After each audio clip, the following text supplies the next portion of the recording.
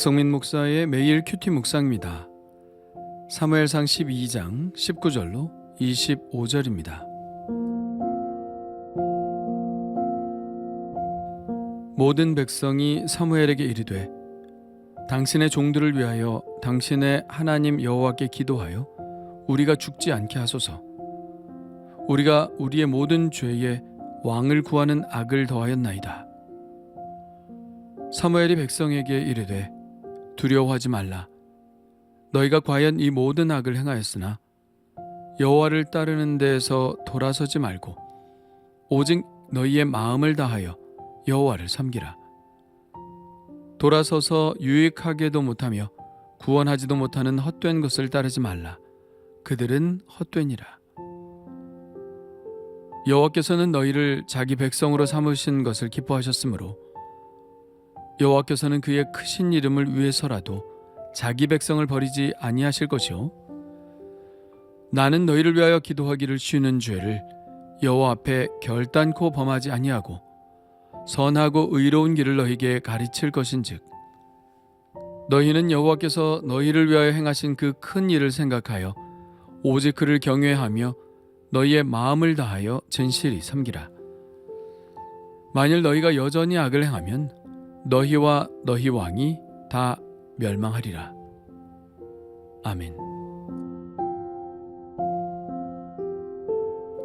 하나님께서 이스라엘이 왕을 세우도록 허락하기는 하셨지만 그것과는 별개로 그들이 왕을 구한 행위는 하나님께 큰 악을 행한 것이었습니다. 한여름에 내린 우레와 비는 그들의 죄악에 대한 하나님의 분노의 표현이셨죠. 그들은 이 우연치 않은 자연현상에 무척 두려워하였습니다. 하나님의 진노 속에 죽을 수도 있다고 생각했죠. 이것은 마치 시내산에서 하나님께서 강림하실 때의 모습과 같았습니다. 그때도 백성들은 죽을까 봐 떨며 두려워했죠. 백성들은 이 하나님의 진노를 보고 사무엘에게 매달려 간구합니다. 당신의 종들을 위하여 당신의 하나님 여호와께 기도하여 우리가 죽지 않게 하소서. 우리가 우리의 모든 죄에 왕을 구하는 악을 더하였나이다. 우리는 이 일을 통하여 하나님께서 허용하신 것이라고 해서 하나님이 기뻐하시는 것은 아니라는 사실을 깨닫게 됩니다. 탕자가 재산의 반을 취하여 집을 나가겠다고 했을 때 아버지는 어쩔 수 없이 허용을 하죠. 그것과 마찬가지입니다. 하나님께서 우리의 죄성 때문에 마지못해서 허락을 하셨다고 해서 그것이 하나님께서 기뻐하시는 일이라고 착각해서는 안 됩니다. 우리는 하나님께서 허용하시는 수준에서 살아가는 것이 아니라 하나님이 기뻐하시는 수준에서 살아가야 합니다. 우리가 세상을 따라간다고 해서 하나님이 당장 우리를 죽이시지는 않습니다. 그저 보고 계시는 것이죠. 하나님이 벌을 내리시지 않는다고 해서 괜찮은 것이 아닙니다. 우리가 정말 그리스도인다운 삶을 살려면 하나님이 정말 기뻐하시고 선하시고 온전하신 뜻에 합당하게 살아가야 합니다. 이렇듯 두려움에 떠는 이스라엘의 간구에 대해 사무엘은 이렇게 말하며 안심시키죠. 두려워하지 말라. 너희가 과연 이 모든 악을 행하였으나 여호와를 따르는 데서 돌아서지 말고 오직 너희의 마음을 다하여 여호와를 섬기라. 이전의 행동은 분명 잘못된 것이었지만 이왕 이렇게 된 거 잘못된 것을 알고 앞으로 잘 하라는 말씀이죠. 지금이라도 이 왕정체제에서라도 하나님을 진정한 왕으로 인정하고 하나님을 떠나 살지 말라는 것입니다. 그러면 하나님께서 너희들의 삶을 보장해 주실 것이란 말씀이죠. 하나님은 과거에 얽매이시는 분이 아닙니다. 바로 지금이 중요하고 앞으로가 중요합니다. 과거에 어떤 잘못을 했어도 지금 잘하면 하나님께서 그 사람에게 복을 내려주시죠. 이제 본격적으로 사무엘이 사사직을 물러나면서 이스라엘 백성들에게 정말 당부하고 싶은 이야기를 합니다. 첫째는 마음을 다하여 여호와를 섬기라는 것. 둘째는 헛된 우상을 따르지 말라는 것입니다. 셋째는 하나님의 약속인데요. 하나님은 이스라엘의 불성실에도 불구하고 여전히 당신의 백성 이스라엘을 사랑하시니 절대 당신의 백성을 버리지 아니하실 것이라는 것을 믿으라는 것입니다. 넷째는 그러니 하나님을 신뢰하고 그를 경외하며 마음을 다하여 진실이 섬길 것을 다시 한번 당부하죠. 그리고 마지막으로 경고도 있지 않습니다.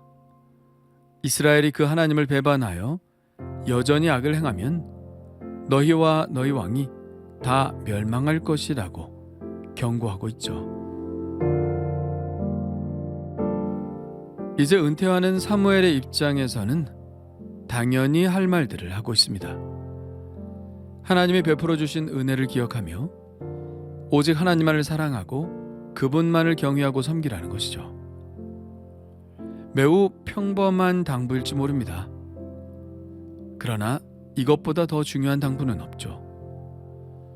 여호수아도 같은 말을 했고 다윗도 아들 솔로몬에게 같은 유언을 남겼습니다.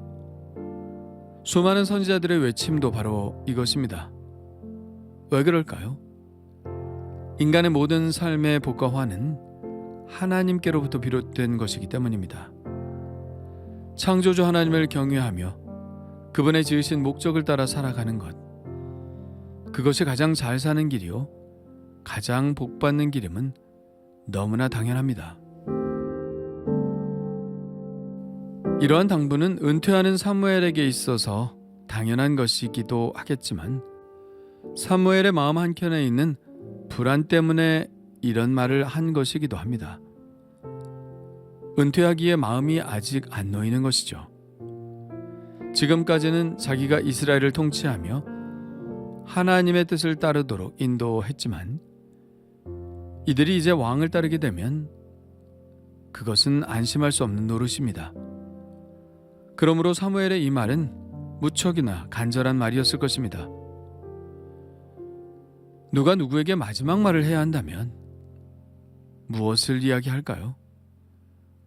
살아온 삶의 진수를 이야기하지 않을까요? 살아보니 가장 중요한 것이 이것이더라. 그런 말을 할 것입니다. 하나님을 경외하며 마음을 다하여 진실히 하나님만을 섬기는 것. 그것이 사무엘이 인생을 사는 동안 가장 진수로 여겼던 말씀인 것이죠. 사무엘은 이런 당부를 하면서 이스라엘에게 매우 중요한 선언을 합니다.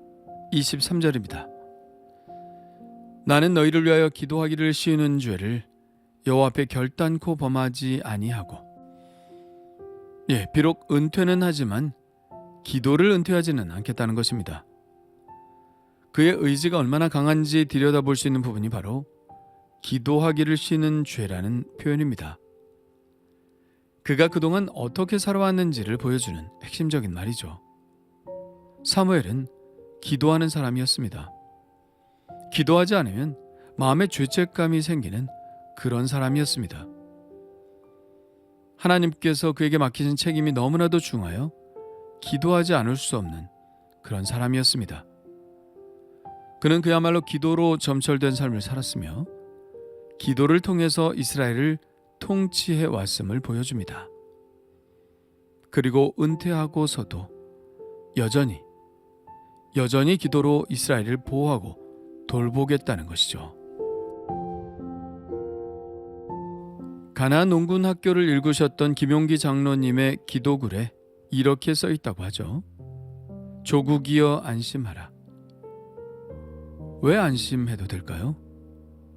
내가 기도한다는 것 때문이겠죠. 내가 조국을 위해 기도하니 조국은 하나님께서 통치하실 것이고 그러니 안심해도 된다는 것입니다.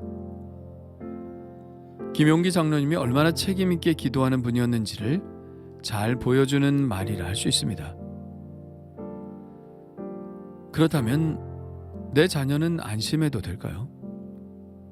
우리 교회는 안심해도 될까요? 내 남편, 내 아내는 안심해도 될까요?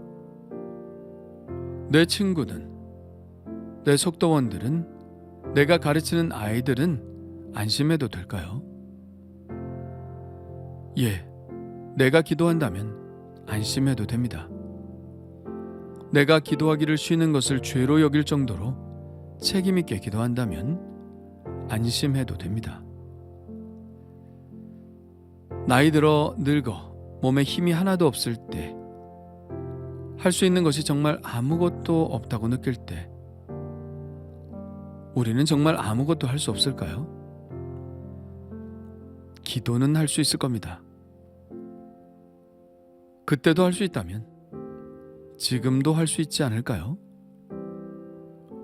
나는 오늘 누구를 위해, 무엇을 위해 기도할까요?